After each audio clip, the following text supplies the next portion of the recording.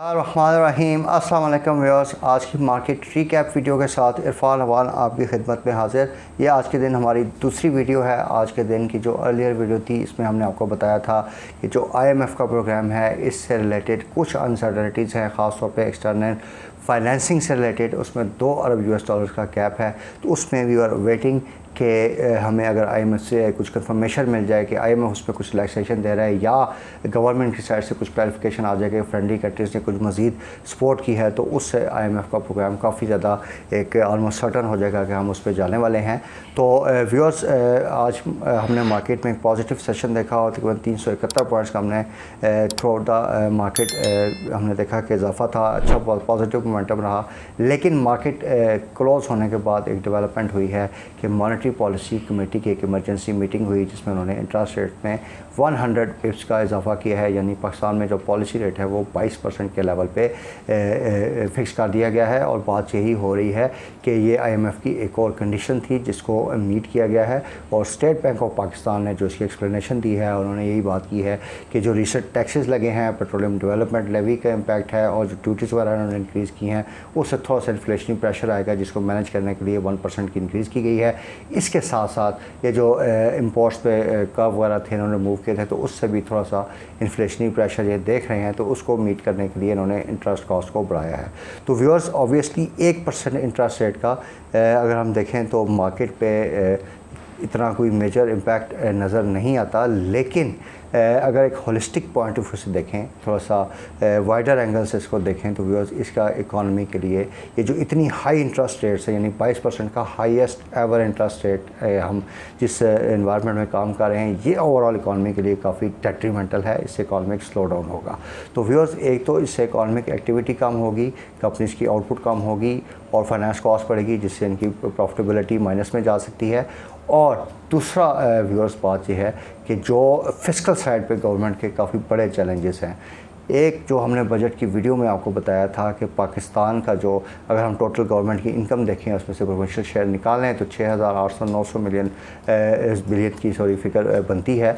उसमें से जो इंटरेस्ट कॉस्ट है वो 7,300 अरब रुपए की है। तो ये 300-400 बिलियन का तो फर्स्ट डे से ही हमारा डेफिसिट था। तो अब इंटरेस्ट रेट मज़ीद बढ़ा है तो इससे ये डेफिसिट मज़ीद बढ़ेगा। इसके अलावा 65% जो हमारा डोमेस्टिक डेट है वो मैच्योर हो रहा है करंट ईयर में। तो जब उसकी न्यू इंटरेस्ट रेट पर उसको दोबारा से रिफाइनेंस रिप्रोफाइल किया जाएगा तो उससे मज़ीद हमारी इंटरेस्ट कॉस्ट है वो ऊपर की तरफ जा सकती है।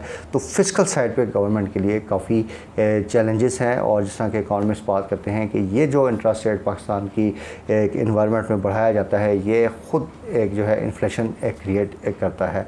तो ऑब्वियसली गवर्नमेंट के लिए या उसकी जो फिस्कल साइड है उसके लिए भी अच्छी खबर नहीं है और ये in the long term market को थोड़ा सा नेगेटिव साइड पे लेके जा सकता है। इससे मार्केट्स डिप्रेस रह सकती हैं।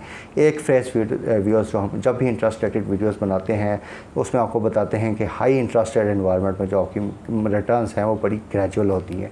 अब हमने देखा कि जब से इंटरेस्ट रेट बढ़े हैं तो मार्केट से एक तो पैसा निकला है और मार्केट बिल्कुल 2,000-3,000 पॉइंट्स की पिछले 6-7-8-9 महीनों में आप देखें तो उसी रेंज में ही ये मूव कर रही हैं। कोई मार्केट्स में हमने बड़ा गेन नहीं देखा है। तो व्यूअर्स, ये तो interest rate point of view से हमने बात की कि ओवरऑल लॉन्ग टर्म में, मीडियम टर्म में मार्केट के लिए ये बुरी खबर है क्योंकि इससे फंड्स का आउटफ्लो भी है और ये कंपनीज की अर्निंग्स को भी डिप्रेस करेगा क्योंकि इंटरेस्ट रेट बहुत ज़्यादा हाई लेवल पे चले गए हैं। इससे बिज़नेस कॉन्ट्रैक्शन होगी। अब बात करते हैं मेन ट्रिगर जो IMF का है वो उसकी क्या अपडेट है। तो अभी जो इन्होंने 100% या 100 बिप्स की जो इंक्रीज़ की है इंटरेस्ट रेट में, तो ये बात की जा रही है कि ये IMF की कंडीशन को एक मीट किया गया है और अब तकरीबन गवर्नमेंट ने सारी IMF की कंडीशंस मीट कर दी हैं with the exception of external financing requirement. आज मीडिया में रिपोर्ट्स चल रही हैं कि आज रात तक शायद स्टाफ लेवल एग्रीमेंट हो जाए और उसके बाद जो है हम एग्जेक्टिव जो उनका बोर्ड की अप्रूवल होती है उसकी तरफ जाएँ। लेकिन फॉर द टाइमिंग अगर आप IMF की वेबसाइट पर चेक करें तो उनकी जो शेड्यूल मीटिंग है उसमें अभी तक पाकिस्तान का नाम अपडेट नहीं हुआ है, ना ही IMF की साइड से कोई इसमें कोई ऑफिशियल स्टेटमेंट आई है। तो ये थोड़ा सा कंसर्निंग है। देखते हैं आज रात को इनकी नेगोशिएशंस हो रही हैं, इसमें क्या अपडेट होती है। बट ओवरऑल व्यूअर्स, IMF जो है वो इंटरेस्ट रेट से बड़ा ट्रिगर है मार्केट के लिए। अगर ये हो जाता है तो ऑब्वियसली मार्केट के लिए काफ़ी पॉजिटिव ट्रिगर होगा। लेकिन ये चीज़ आपने जैसा कि आज अर्लियर वीडियो में आपको बताया कि ये जो IMF का प्रोग्राम अभी रिज्यूम हो रहा है, ये एक शॉर्ट टर्म रिलीफ है हमारे मुल्क के लिए। इसका इम्पैक्ट भी मार्केट पे शॉर्ट टर्म आना है। मार्केट पे कोई बड़ा या सस्टेन्ड इम्पैक्ट नहीं है।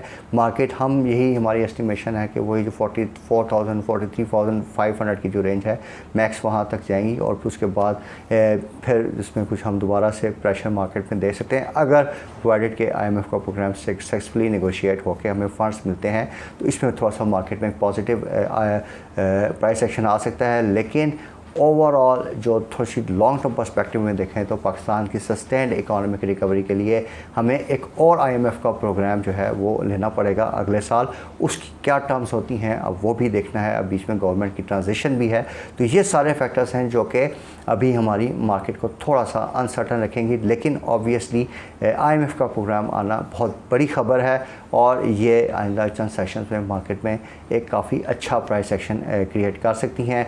और ये जो इंटरेस्ट रेट की इंक्रीज़ हुई है, अगर IMF का न्यूज़ आ जाता है तो ये इसको भी ओवरशैडो करेगा और मार्केट इसको पीछे रख के अपसाइड की तरफ मूव कर सकती हैं। तो व्यूअर्स, मार्केट्स की रेंज भी आपको बता दें कि आइंदा एक क्वार्टर में एटलीस्ट हम देख रहे हैं कि मार्केट 41,000 से 43,500 या 44,000 की रेंज में ही मूव करेंगी। अब सेक्टर्स की बात कर लेते हैं। ऑब्वियसली इंटरेस्ट रेट बढ़ने से बैंकिंग सेक्टर को फ़ायदा है, तो इस्लामिक बैंकिंग स्टॉक्स हैं। इसके अलावा कन्वेंशनल बैंकिंग काफ़ी अच्छे डिविडेंड पे करते हैं, तो वो भी अभी सेफ़ इन्वेस्टमेंट है। इसके अलावा सीमेंट सेक्टर में नो डाउट थोड़ा सा इसका नेगेटिव इम्पैक्ट है, लेकिन कुछ स्टॉक्स ऐसे हैं लाइक कोहार सीमेंट जिनमें बिल्कुल जो है इनमें लेवरेज नहीं है, तो ऑब्वियसली उन पर इतना इसका इफेक्ट नहीं आएगा। लेकिन अगर थोड़ा बहुत इफेक्ट आता भी है तो इनके मार्जिन इतने बेहतरीन हो चुके हैं, इनके फंडामेंटल्स इतने अच्छे हैं कि इनकी अर्निंग्स पे कोई बड़ा टिप हम नहीं देख रहे।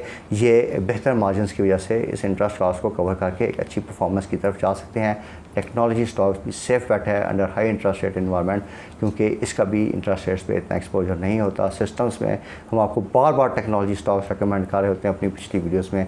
सिस्टम्स में आप देखें कितनी बेहतरीन परफॉर्मेंस आई है। इसके अलावा भी टेक्नोलॉजी के जो दूसरे स्टॉक्स हैं लाइक इवन TRG, इसमें भी हमें काफ़ी अच्छा पोटेंशियल नज़र आ रहा है। इसके अलावा इंपोर्ट कर्व्स जो कम हुई हैं उसको इंपोर्ट रिस्ट्रिक्शन कम होने की वजह से auto sector no doubt finance cost बढ़ेगी लेकिन अच्छा परफॉर्म कर सकता है। और उसके साथ साथ आपका स्टील सेक्टर ख़ासकर मुगल स्टील जो है ये भी आइंदा आने वाले दिनों में हम देखेंगे एक बेहतर परफॉर्मेंस इसमें आ सकती है। तो व्यूअर्स, ये एक ब्रीफ सी अपडेट हमने आपके साथ शेयर की रिगार्डिंग जो मार्केट में डेवलपमेंट्स हुई हैं इंटरेस्ट कॉस्ट और IMF प्रोग्राम के हवाले से। इंशाल्लाह we will keep you updated regarding the latest market developments. Viewers, thank you very much for your time and anticipation. Take care. Allah Hafiz.